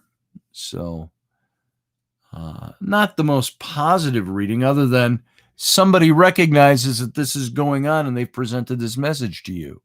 You're transitioning. You're in the middle of it. Sometimes we're transitioning. We don't even know we're doing it. We're moving away from something. And we have to catch ourselves in the realization that really kind of stepped away. I've taken a step back, haven't I? Moved on to something else. It could be very evident. It could be something you're actually pushing to achieve. It's just saying, you're not out of the woods yet with it. Conflict's still going to be there, but you're moving into a different direction already. So there you go. Hope that helps. Hope that made sense. You said it's been hard to work. You're a jeweler and you channel your work. I get that. I understand that. Creative stuff. You said very true. My daughter moved home with her 2 children a year ago. It's taking a toll on us. You're the live-in babysitter. You need time off. I get that. I think kids need to, when they have their kids, we as parents always want to keep our homes open to them, but at the same time, those kids need to do what you did.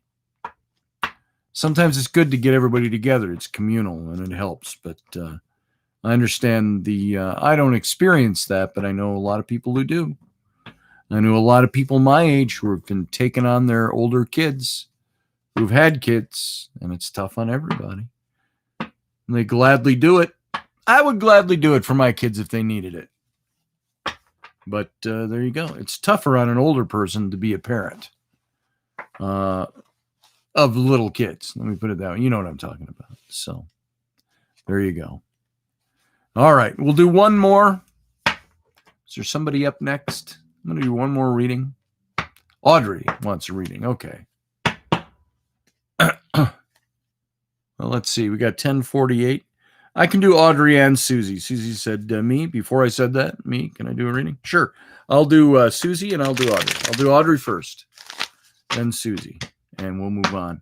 I'm going to do this, guys. I'm going to do one card readings because I got to get going here pretty quick. By 11, I should be out of here. So let's do these. If you don't mind, I'll just do one card readings. One card for Audrey, one card for Susie. And we'll expound on that one card. All right, Audrey, this is your shuffle. Let's see what we got for Audrica this morning. Audrey, if you were here, I'd have you put your hand to the deck and cut it. So I'm doing that on your behalf right now. Kind of a long, big, hard shuffle here. Let's see what we got. You ready? We're all shuffled up. Restacked. Boom. Two of Swords is your card, Audrey. Two of Swords. Take a good look at that. Somebody standing with two swords. In the older decks, it shows the swords crossed. And the Two of Swords talks about conflict. It talks about being at a crossroads, being indecisive, not knowing which path you're supposed to take. This is you right now. This is your current setting. This is where you are. You're the Two of Swords. And it represents a real balance of forces in your life. In the old Rider Waite, the woman is blindfolded and she's holding the two swords with her arms crossed, holding the swords. It's not an absence of struggle, but it's kind of an equal distribution of forces that are in opposition to each other. So it might indicate that, Audrey, right now you're in a position to mediate a conflict or a conflict of your own. And it might suggest you're caught in the middle of a dilemma and there's no real clear outcome to this. And the resolution is going to likely bring peace for you is the idea. But right now it's crossing you over. It's blindfolding you. And so being honest about your past is going to help you make a difficult choice in your present. And the conflict that you've been experiencing is going to be resolved by a new approach. You might have to look at the things that have held you up, the indecisiveness that exists. The idea with being indecisive is the way to break indecisiveness is to what? Be decisive. Sounds a little silly and simple, oversimplistic, but that's what it is. How do you break indecisiveness? You make a decision. And it might just take a new approach. And there's a conflict going on right now that's locking up your energy. And it really keeps you from having the ability to resolve whatever this is. And by overcoming indecision, you take deliberate action to resolve and to decide on what the resolution is going to be. So like I say, as oversimplistic as it sounds, being decisive breaks indecision and indecisiveness. And so you uncross those swords by, or really the arms that are holding the swords, you uncross those by making a decision. So there's difficult situations that lay ahead and you have to deal with them immediately. Don't delay or hesitate, but to bring about the best possible ending is by acting honestly and with honorable intentions. Many times we have blindfolds because we aren't honest with ourselves. Like I've said before, we take blindfolds and we tie them on. We've made this blindfold. Well, look at this pretty blindfold I have. And we put it on and we tie it and we go, oh my God, I can't see. What happened? It's because we tie our blindfolds on. This thing, take the blindfold off. Make a decision to do that. And this is a general peace of mind that this card talks about, but once you break the stalemate. So your job right now is to be decisive about where you're going to be, what you're going to do. So there's something that's going on in your life right now, going on with you right now, that's got you in a holding pattern. To stop the holding pattern, make a choice. Sometimes the choices we make aren't the best ones to make, or we find out we should have made the other choice, the other decision instead. But the problem is you're going nowhere at a stalemate. So you have to stop the stalemate. So there you go. Hope that's helpful, workable for you, Audrey. Whatever indecisiveness you're caught in, break it, make a decision, do what you're going to do. And you find out, you can always correct course later if you make the wrong decision. That's the beauty of it. You have the free, we all think and feel that we're these products of things that happen to us. And to a certain extent, we are. But the question is, what are you going to let the thing that's happening do to you? You have the ability, we all have the ability to step beyond the things that are thrown at us in life. We all have that ability. You have that ability. And that's all this card is telling you. You have the ability to break the indecisive. Just do it. You do it and you move with the decision you make. And you wait too long, you could hurt yourself. So anyway, there you go. There it is. That's for me for now, right? Sure. For me right now, for sure, says Audrey. Good. There you go. All right, Susie Q. I'm going to shuffle up for you 3 times, and let's read your card. Boom, boom, boom, boom, boom. One more time for Susie Q.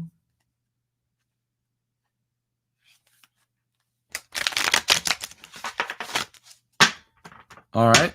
Susie Q, if you were here, I'd have you cut this deck for me like I do with everybody. So let's do that now for you.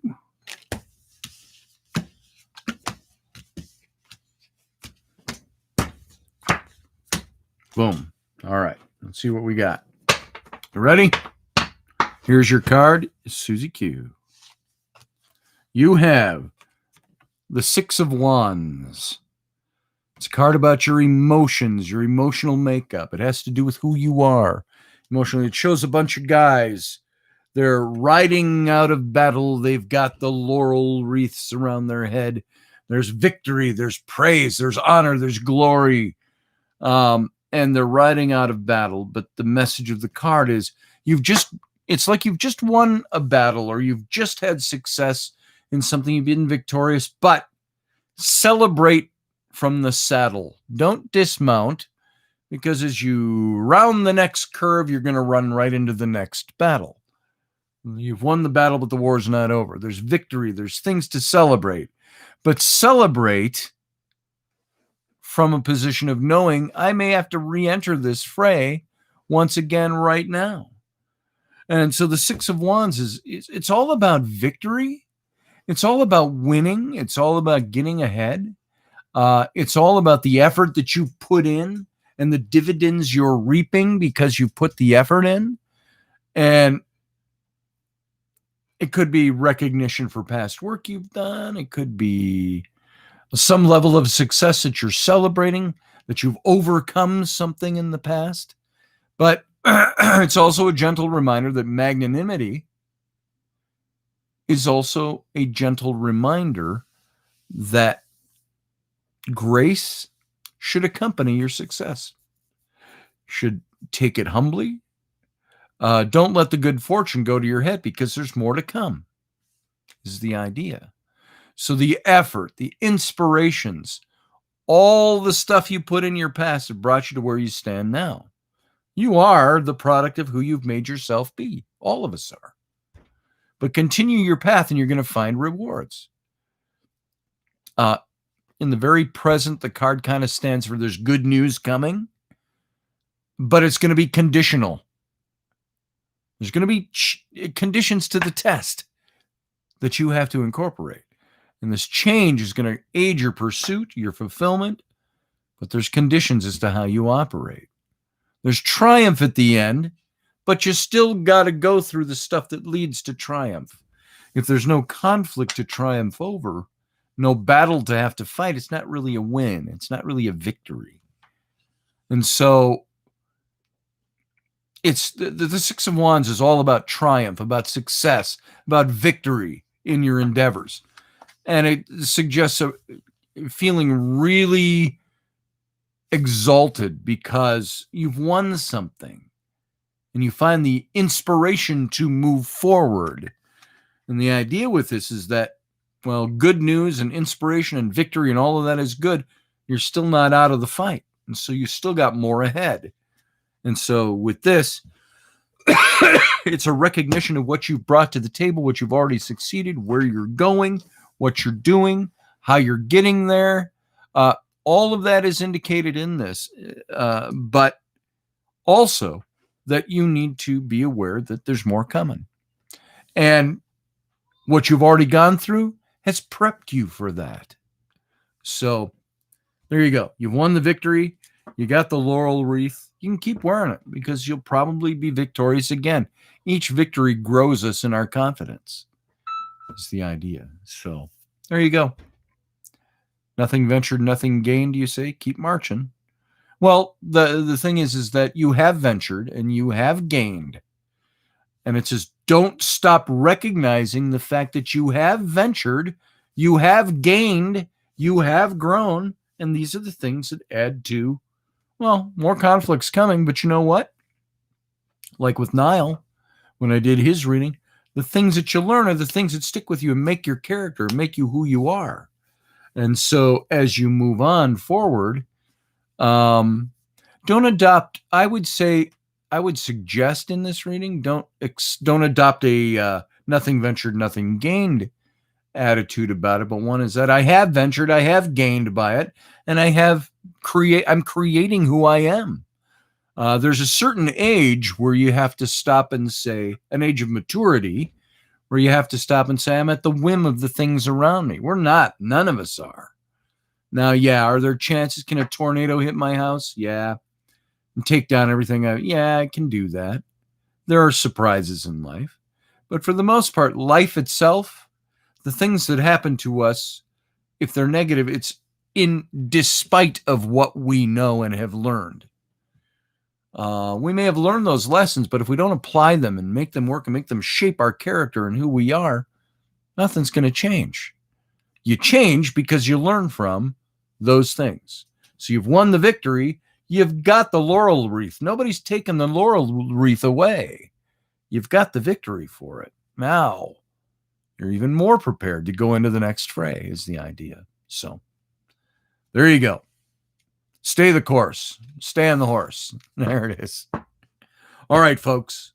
That's all I got time for today for readings. If you want a reading, you can come over and get one. They're not free when you get them from me. But also know that whatever you pay for a reading for me helps me do it more. It helps me give you one, better one. Not a better one. That's a bad way to put it. Because that's not at all what I meant by that. You get a more involved reading other than what we can do for free on Sundays for a few minutes. We take a little more time with them and so on. And it helps put power in my electrical outlets here. So there you go. All right, guys. As we usually do after readings, we're going to wrap it up now. Dads, have a happy Father's Day.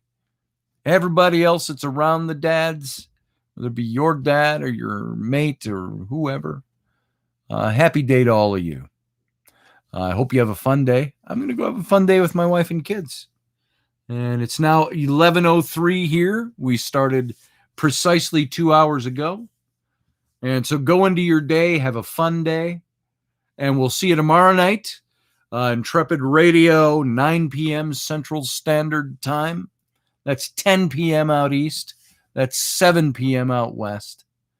Tomorrow night, and we'll start up with Intrepid Radio again for the week. That's all I got. So have a good day. I'll talk to you soon. Thanks for being here. We'll see you again. Goodbye. Well, bye.